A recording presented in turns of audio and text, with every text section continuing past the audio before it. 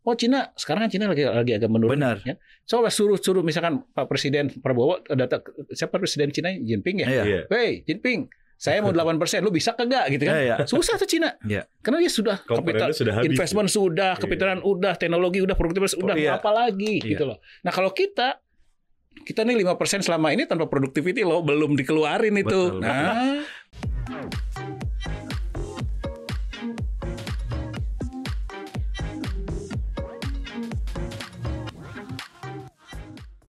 Prof, tapi yang sering jadi pertanyaan kalau soal produktivitas pasti butuh berapa lama gitu untuk meningkatkan produktivitas gitu, Prof?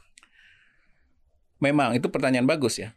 Apalagi misalkan produktivitas yang kayak Cina itu dia penguasaan high tech. Betul. Iya. Aduh, itu mah lama gitu ya. Nah, saya setuju itu lama, mungkin butuh 5 tahun, 10 tahun. Tapi itu kembali ngelihat low basis yang kita punya, itu ada room untuk yang cepat gitu loh. Contoh tadi yang disampaikan tadi itu yang terkait pertanian itu Betul. yang cukup. Terus satu lagi, akuisisi teknologi itu kan tidak harus belajar sendiri itu sekarang itu. Ya kan bisa kerjasama dengan siapa, dengan negara lain yang sudah melakukannya gitu, yang lebih terbuka dalam transfer teknologi, itu bisa mempercepat proses itu gitu loh. Ya enggak? Adopsi aja gitu. Siapa kayak Cina kayak apa kayak segala macam gitu. Itu juga gitu. Dan terus terang Indonesia itu nggak kekurangan. Betul. Orang-orang pinternya kekurangan. Banyak banget orang-orang pinternya. Asal jangan kabur aja dulu gitu. Iya. Jadi memang kalau dengar dari Prof Arief, sebenarnya potensi-potensi ekonomi itu ada ya, tinggal kita bagaimana mau lakukan apa enggak gitu. Saya based on data aja itu tadi. Data yang sederhana aja. Betul. Dan bukan kita yang ngitung datanya, orang lain yang jelasnya objektif. Saya bilang loh, kok 5% bisa ya kita tanpa pertumbuhan productivity. Berarti kalau kita bikin reform yang address productivity, mungkin dong 6, mungkin dong 7. Kok 5% bisa setengah pekerja kita dulunya waktu banyak stunting. Pasti kan kognitifnya nggak loh. Artinya kalau ini stunting kita naikin aja, kita habisin aja, lumayan juga dong. Jadi saya ngelihatnya seperti itu gitu loh. Tapi kan bukannya peningkatan produktivitas juga butuh investasi, Prof. Misalkan buat tadi pertanian atau itu, Prof. Nah, investasi yang saya maksud investasi membuka tambang kan juga investasi. Iya betul. Bukan ini yang dimaksudnya.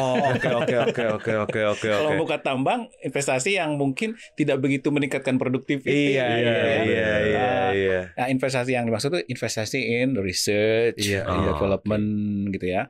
Jadi contoh nih ya, misalkan Vietnam, itu dia progresif dalam produktivitas. Misalkan Intel itu dia dibikinkan. Jadi gini, hey Intel, sini gua bikinin gedung, gua punya daerah, lu pokoknya aktivitas research R&D lu di sini. Nah, apalagi Samsung, itu gila itu Samsung tuh research laboratorinya yang gede itu di Vietnam. Nah, sebenarnya tadi pertanyaan saya juga udah mau ke situ nih. Semua udah kayak Prof Ari udah tahu nih arah-arahnya kita mau kemana. Emang yang lagi rame itu juga masalah orang perbandingan daya saing, Prof. Ya. Di ASEAN tadi kan Prof bilang scaring effect antara Thailand sama Indonesia. Thailand lebih parah. Tapi ini kan kita bahas soal jujur nih bisik-bisik. Aduh kenapa sih Dek lama banget ngurus izin di Indonesia gitu. Padahal gue udah mau bawa duit gitu kan. Kan kalau kita lihat Vietnam katanya tuh gampang banget gitu loh Prof perizinan, sampai dia itu pertumbuhan ekonominya 7, berapa nyaris 8 gitu kan. Iya. Dan itu kan pasti manufaktur yang tadi Prof Arief bilang. Itu kan bukan masalah faktor ekonomi itu sebenarnya Prof ya. Kalau masalah perizinan ini faktor apa sih? X faktor Y atau faktor apa lagi gitu. Ada namanya faktor institusi. Nah, itu gimana tuh Prof? Emang ada penelitian yang melihat seperti ini ya Prof ya? Secara umum, jadi institusi itu apa ya? Institusi tata kelola gitu ya. Jadi gini, kembali kita terkait dengan tadi ya. Jadi susahnya perizinan. Kenapa dibikin susah gitu kan? Berarti ada insentif untuk membuat itu susah kan? Ya nggak sih? Kalau nggak ada insentif untuk membuat susah ngapain? Insentif untuk membuat susah itu artinya jangan-jangan gitu ya. Memang dibikin susah supaya terus terangnya supaya disogok atau apa gitu ya. Nah ini kan masalah institusi gitu. Institusi itu ya berarti bureaucratic reform gitu ya. Nah ini yang harus dibenahi gitu. Memang mungkin Indonesia itu problemnya banyak di situ gitu. Ya, jadi ini ya PR aja sih buat saya, gitu buat kita ya. Harus. Tapi kan kayak gini deh, kayak misalkan kita ingin meningkatkan efisiensi. Jadi maksudnya gini, jadi kemarin yang bukan usulan ya, permintaan Donald Trump itu kan banyak yang kita dikritik, ngapain sih diturutin gitu. Emang dia siapa? Kaisar bukan gitu. Kenapa kita harus turutin permintaannya? Kita juga ada pikiran seperti itu. Tapi ketika kita baca ya apa yang diusulin oleh US Trade Commission, saya istilahnya namanya itu. Apa aja dosa-dosa Indonesia ada loh. Ada buku dosa tuh nggak? Mereka tuh punya buku dosa tebal gini. Jadi dosa-dosa ekonomi. List dosa semua negara ada. Indonesia tuh ada tebal juga tuh dosa. Ini dosa-dosa kita ya. Nah, ini dosa-dosa ini harus ditebus katanya. Iya, betul. Cuman ketika kita baca lagi dosa-dosa ini kalau kita hapus baik juga buat kita gitu loh. Iya, ada positifnya sebenarnya gitu. Banyak justru positifnya. Ada yang enggak? Misalkan contoh ya. Saya nggak tahu ini masuk di dalam buku dosa itu atau enggak. Tapi salah satu yang sempat di-mention adalah Kris gitu. Kris ya. Kris. Dianggap dalam tanda kutip dosa. Iya. Oh ini mah enggak lah. Gila kalau itu. Kita itu lagi rame-rame lagi sedang giat-giatnya melakukan financial inclusion. Iya, benar. Itu bagus banget. Terus kenapa hanya karena 1-2 company yang tersaingi gitu, terus enggak, kalau itu enggak, itu dosa itu biar aja itu jadi dosa gitu. Tapi ada hal lain yang dosanya misalkan apa istilahnya perizinan yang itu dosa yang harus kita selesaikan. Kalau barang-barang palsu yang katanya Mangga 2 kan masuk juga tuh. Iya itu. Kalau itu iya. Tapi kalaupun kita selesaikan jangan ke Amerika karena kasihan pedagang kita kalau iya betul makanya. Itu kayak kuota impor itu dimention. Kuota impor itu dimention. Itu menurut saya salah satu dosa kita yang harus kita selesaikan karena itu nggak sehat lah itu gitu. Kalau boleh terkait itu ya, karena terkait dengan inovasi tadi. Betul. Contoh nih, kuota impor nih. Kenapa saya kok entusiastik ya ngomongin kuota impor itu ya? Karena gini, kalau lu punya duit gitu ya, lu harus memilih gitu ya. Lu mau berinovasi atau berburu rente? Iya. Ya kan? Ngelihat situasi yang seperti ini, ngapain gue berinovasi, memikirkan inovasi, mencari cara bikin software yang apa namanya game changing gitu kan. Uangnya mendingan gua titipin ke orang yang mau mendapat import licensing gitu kan. Untungnya 2 kali lipat dalam 1 detik. Betul. Ya bagi-bagi lah gitu, tapi tetap gua lebih tinggi returnnya daripada inovasi. Saya kira ini terus terang salah satu yang menyebabkan kenapa tadi produktivitas kita itu tidak bertambah adalah inovasi itu bersaing dengan rent seeking. Kalau lu punya duit 1 triliun, ya kan? Paham. Ini udah berat nih Pak kalau begini Pak. Ini faktor di ekonomi namanya apa nih Pak? Faktor apa nih Pak? Faktor institusi. Ada ya Pak? Nobel Prize Nobel Prize tahun lalu kan itu institusi. Oh, dia pakai contoh apa tuh Pak Nobel Prize? Ini menarik banyak sebenarnya. Menarik, saya pernah punya podcast juga tentang ini. Panjang ceritanya. Jadi yang membuat negara itu bisa kaya apa miskin atau bukunya mungkin pernah dengar ya? Bukunya institusi itu sama dengan birokrasi juga gak sih Pak? Iya. Itu birokrasi. Jadi pernah dengar buku Why Nation Fail? Oh iya. Itu isinya itu. Dan dia dapat Nobel tahun lalu dari ide di buku itu. Jadi intinya yang bisa menjelaskan kenapa ekonomi bisa tumbuh apa nggak tumbuh itu bukan kemampuan kapitalnya, tapi institusinya. Gitu. Institusinya yang terlalu banyak jumlahnya, bukan. Atau memang institusinya tidak efisien? Dia subur untuk apa? Si institusinya subur untuk rent seeking, atau subur untuk apa namanya untuk kompetisi, misalkan. Kalau institusinya subur untuk kompetisi, ya dia akan baik gitu loh. Tapi kalau institusinya tidak subur untuk kompetisi, malah orang-orang tertentu saja yang dapat kesempatan, nah itu institusinya jelek. Ya, pertumbuhan ekonomi akan kacau. Dan sederhana, kenapa? Karena itu tadi, ilustrasi saya tadi itu. Kalau lu punya uang 1 triliun, lu mau invest in innovation, atau mau invest in rent seeking, lebih menguntungkan rent seeking, Pak. Exactly, karena kan short-sighted. Iya. Nah, artinya apa? Kalau kita sehingga ekonomi stagnan kan tadi data menunjukkan produktivitasnya stagnan. Jadi menurut saya gini, ini seandainya kuota impor ini dihapus 10 tahun lalu. Benar. Sehingga dan itu kemudian menyebarkan semangat penghapusan rent seeking. Karena itu simbol dari rent seeking itu kuota impor. Betul. Simbol dari rent seeking. Karena besar banget rentenya. Besar banget, gila. Dan seolah-olah dibikin bahwa itu kuota itu supaya nggak bebas, supaya nggak itu gitu loh Pak. Apa padahal itu bagi-bagi duit Pak di sekitar situ. Betul. Lisensi ini lu enak aja, gue kasih lisensi itu gue dapat apa? Benar. Nah, gitu kan.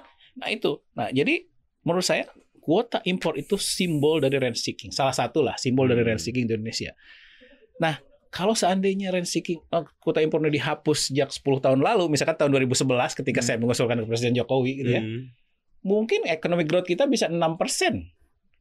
Karena orang lebih tertarik untuk innovate. Gue punya duit, innovate deh gitu. Inovasi gitu ya, R&D dan lain-lain gitu loh, bersaing untuk saling inovasi sehingga growth kita bisa tumbuh lebih tinggi gitu loh. Tidak malah tergiur ya, Prof. Iya, karena rent seeking itu tidak menciptakan produktivitas gitu. Menarik juga. Dari Indonesia faktor institusi tadi itu sangat berpengaruh besar ya Prof ya. Kalau menurut pandangan Prof Ari. Ada istilah sangat banget. Ya, itu menurut saya. Itu jadi jangan sampai nanti why the state tadi? Why the nation fail. Why the nation fail. Ya, jangan sampai Indonesia fail gara-gara institusi. Gagal addressing institutional problem gitu. Soalnya banyak permasalahannya gitu. Mau investasi udah bawa duit. Kadang-kadang duitnya ya cerita-cerita aja misalkan gitu ya, karena ngurus perizinannya kan, kan. Orang suka banding-bandingin sama Vietnam. Tapi kan satu lagi Vietnam model negaranya kan sosialis gitu ya. Jadi yang atas ngomong apa semuanya nggak ada yang berani gitu loh, Prof. Itu juga kan jadi pertimbangan juga. Tapi sebenarnya institutional reform itu banyak best practice yang dilakukan di Republik ini loh. Contohnya, Prof? 2. Ya. Kereta api. Kereta api. Itu reformnya bagus banget. Kereta api itu contoh sederhana lah. Katanya orang di Indonesia itu nggak disiplin misalkan ya. Sehingga itu yang menyebabkan kita institusinya jelek gitu ya. Tapi ternyata faktanya kalau orang Indonesia ke Singapura dia tidak buang sampah. Kalau orang Singapura ke Bali dia tidak pakai helm. Jadi bukan masalah orangnya. Masalah sistemnya berarti aturan. Exactly. Contoh lah. Kalau kita saya kan pernah ke Paris, ke Roma, keluar dari kereta itu saya sering lihat orang ya keluar dari kereta gerbong tuh langsung nyalain rokok. Iya betul. Pernah lihat nggak sih? Ada di film itu ngeliat sendiri. Coba kamu lakukan nih di stasiun Bandung. Oh, stasiun Bandung. Wow, udah langsung. Mungkin nggak kebayang lah sama saya dulu. Gila, orang bisa dilarang merokok. Di kereta api bisa di Indonesia. Di stasiun KRL aja nggak bisa, Bro. Exactly, gila tuh. Yang terbuka. Sementara Paris, lu keluar orang merokok. Iya betul. Itu Paris. Ini Roma, Indonesia nggak. Itu bukti bahwa kalau sistem kita bangun, kita bisa reform ourselves. Itu contoh satu. Betul. Itu nggak kerja sepajonan deh. Betul. Contoh kedua, imigrasi. Imigrasi itu, karena saya mengalami sendiri, karena istri saya WNA. Betul. Itu di hidup saya, beban hidup saya terberat adalah ketika saya harus membawa istri saya untuk mengupdate visanya. Iya. Waduh, itu gila, itu deg-degannya minta ampun. Karena salah sedikit aja. Iya benar. Udah salah sedikit itu. Dan ketika udah salah, itu tendensi artinya kita tuh sebenarnya diarahkan untuk betul. Gitu. Nah itu sekarang itu reform habis. Bagus banget. Jadi saya sekarang harus mengurus izin tinggal istri saya itu saya tidak perlu datang sama sekali ke kantor imigrasi. Semuanya online. Gila, bayarnya online, ininya online, semuanya online. Saya terus terang sampai saya sengaja ingin audiensi dengan Pak Silmi. Just to say thank you. Itu tuh jadi ada 2 itu reformnya. Jadi ada banyak sih sebenarnya yang bisa jadikan pelajaran di Indonesia. Jadi bukan nggak mungkin sebenarnya. Mau apa nggak mau aja kan? Exactly. Mau apa nggak mau? Bukan mungkin nggak mungkin. Mau nggak mau. Mau apa nggak mau dan memilih orang yang tepat di posisi yang tepat ya gitu. Iya. Wah, menarik banget. Nah, itu tapi nggak usah diteruskan kalau. Iya. Nggak usah dielaborasi. Prof, ini udah hampir 1 jam kita ngobrol-ngobrol ya, Prof. Mungkin ini banyak sebenarnya topik. Iya banyak banget, tapi Prof kan waktunya terbatas nih. Iya banyak.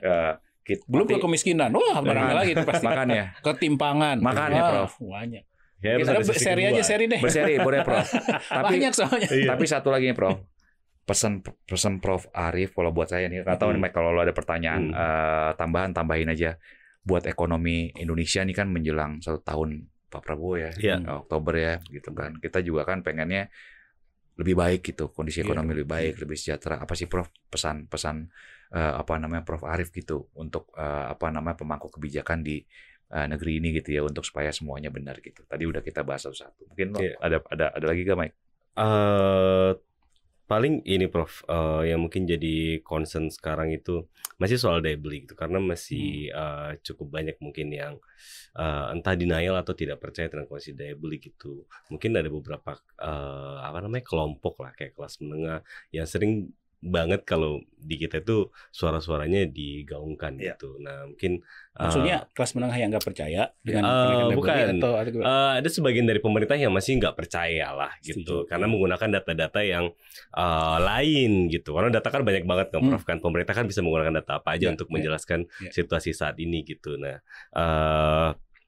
tapi di sisi lain banyak kelas menengah yang menjerit gitu, PHK segala macam gitu. Mungkin inai lah sama pertanyaan Mas Wedi tadi gitu. Saya jawab bercanda dulu, nanti seriusnya ya. Karena terkait kelas menengah tadi. Iya. Menurut saya ya, penurunan daya beli di Indonesia itu bukan hanya terjadi di kelas menengah, tapi sampai bawah, tapi menengah dan juga di bawah. Tapi kenapa yang kedengaran ribut kelas menengah? Iya. Kenapa? Karena yang bawah dari dulu udah.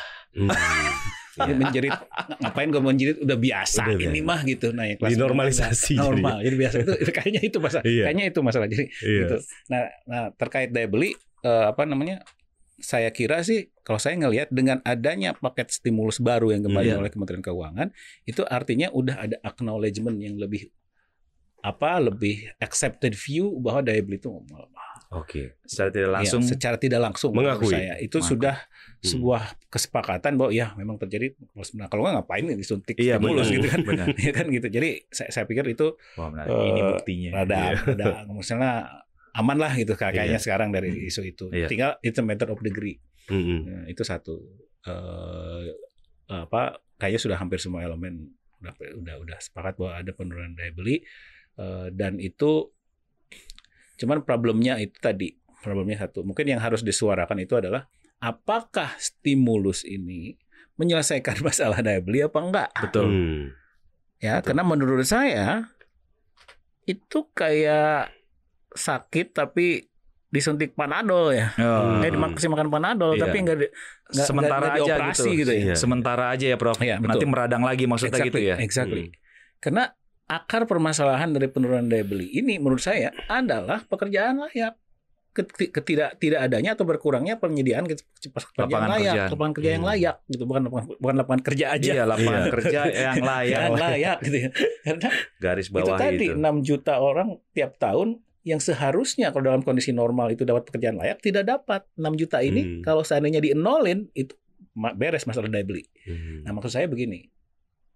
Jangan stimulus ini dianggap dianggap cukup sebagai solusi satu-satunya untuk menurunkan daya beli. Betul. Yang harus lebih cari konkret solusinya itu adalah bagaimana pekerjaan layak ini harus lebih tersedia.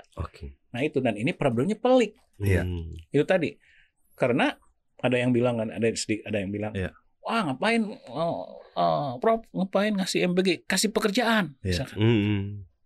Iya sih. Tapi yang dimaksud itu apa? Apakah yang dimaksud apa semua orang puluhan juta ini kasih jadi ASN kan nggak mungkin. Pemerintah itu tidak punya kapasitas untuk memberi pekerjaan. Tapi misalkan memfasilitasi supaya ekonomi bisa vibrant enough to generate jobs ya itu mungkin bagiannya. Dan itu kan memang sedang dilakukan gitu loh. Cuman mungkin belum kelihatan hasilnya. Nah, ini tambah pelik apa? Karena ini menyangkut hal-hal yang juga politically sensitif. Misalkan contoh UMP gitu ya. UMP ketinggian, pekerjaan layak juga berkurang, ya nggak sih? Kalau kerendahan daya beli berkurang. Nah, jadi di Dewan Ekonomi Nasional ini salah satu tugas kita itu adalah bagaimana menyeimbangkan ini pelik ini. Nah, ini menurut saya lebih penting dari stimulus karena terkait pekerjaan. Jadi ya menurut saya semua elemen pemerintah yang terkait ekonomi terutama jangan kemudian menganggap masalah selesai dengan stimulus. Tapi juga pekerjaan yang layak. Karena gini, saya sering bilang ke Pak Yasirli, Pak, memberikan pekerjaan yang layak itu bukan hanya tugas Bapak. Nggak mungkin Kemenaker. Iya, Menaker. Menaker iya, tugas utamanya. Tetapi tanpa ada dukungan dari kementerian-kementerian lain, nggak mungkin. Karena contoh kayak structural transformation. Iya. Itu kan bukan pekerjaan Kementerian Tenaga Kerja.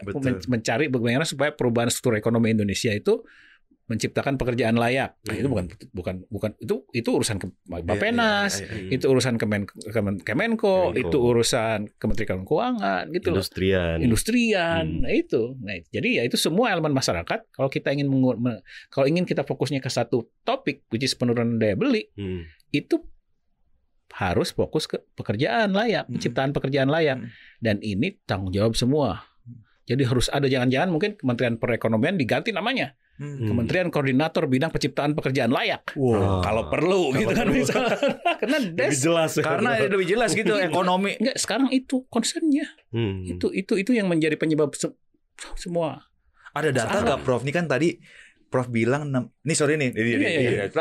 juta orang ngantri lagi nih untuk sementara penciptaan pekerjaannya berapa sih Prof? Datanya Prof? Iya, penciptaan pekerjaannya ada, jangan minus lagi, jangan naik.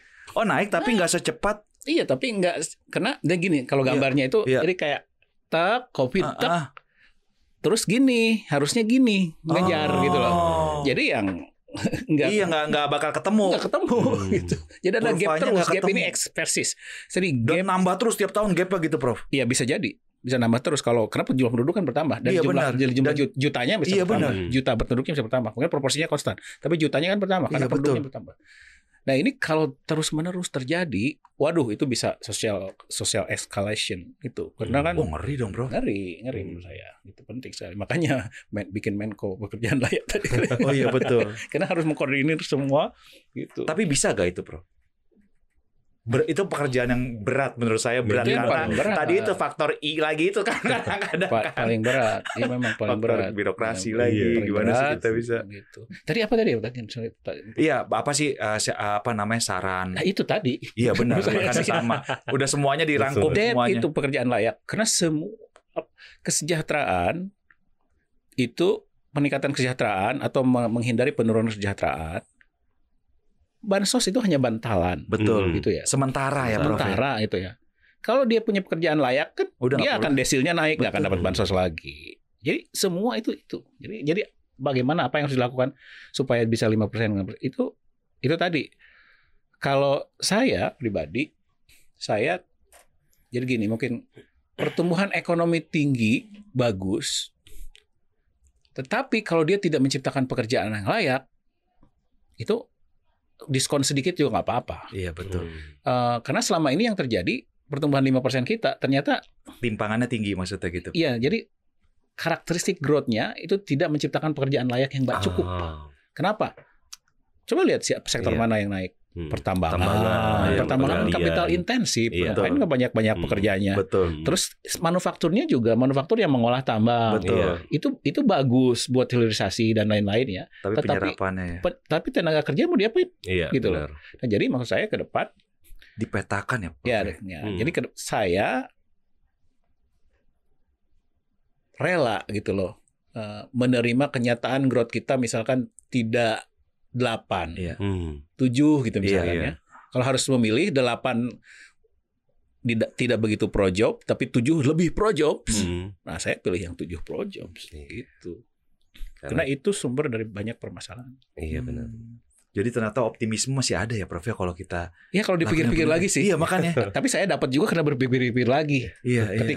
Ketika mendengar sosmed, kemudian membaca karena kadang-kadang malas berpikir lagi. Oh iya. Pesimis lah, kabur aja lah dulu gitu. Tapi ketika saya lihat data, yang ini kok 5% pertumbuhan ekonomi, produktivitasnya turun, itu berarti kita dengan sedikit ada gerakan aja harusnya bisa. Benar. Nah itu contoh. Jadi jangan-jangan bisa juga 6%, 7% ini sebenarnya gitu. Kayak gitu. Sederhana logikanya. Iya benar. Data menunjukkan pertumbuhan ekonomi 5% selama ini terjadi tanpa pertumbuhan produktivitas. Seperti negara-negara lain, Cina. Artinya kan Cina kalau mau naik lagi susah. Produktivitasnya sudah, apalagi yang belum kan? Iya betul. Ya enggak? Oh Cina, sekarang kan Cina lagi agak menurun. Benar. Ya. Coba suruh misalkan Pak Presiden Prabowo, siapa Presiden Cina? Jinping ya? Hey, Jinping, Saya mau 8%, lu bisa kagak gitu kan? Susah tuh Cina. Karena dia sudah kapital, sudah habis, investment sudah, kapitalan udah, teknologi udah, produktivitas udah, mau apa lagi gitu loh. Nah, kalau kita nih 5% selama ini tanpa productivity loh, belum dikeluarin itu. Betul. Nah, masih ada senjata. Ada nih gitu. Jadi tinggal menuju ke sananya aja, dikawal terus gitu, Prof. Nah itu, iya betul. PR-nya gitu sih. Secara di itunya bagus, tapi begitu pelaksanaan banyak banget halang melintangnya gitu harusnya sih, Prof. Dan kuncinya adalah bagaimana caranya mengalokasikan resources kita, termasuk resources anggaran pemerintah, untuk supaya produktivitas kena itu. Ke itu tadi, kena ke arah penciptaan lapangan kerja. Jadi saya terus terang agak kurang serag kalau misalkan efisiensi itu menyasar Kemenristek-Dikti misalkan.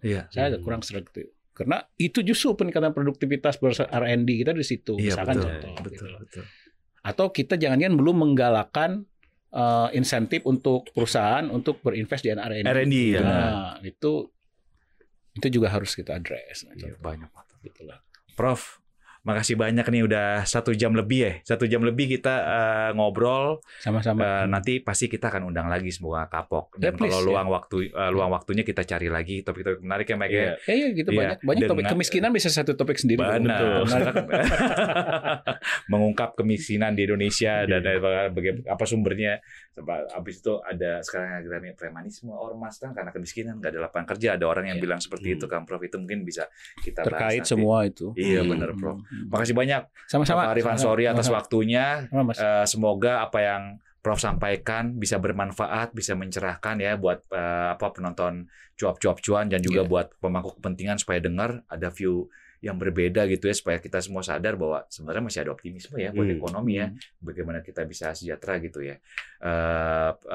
Para pemirsa cuap-cuap cuan di segmen koneksi ini, demikianlah hasil obrolan saya dan Michael di segmen koneksi bersama Profesor Arif Ansori. Semoga bermanfaat. Sampai jumpa lagi di podcast cuap-cuap cuan di segmen koneksi di lain waktunya. Terima kasih. Bye-bye.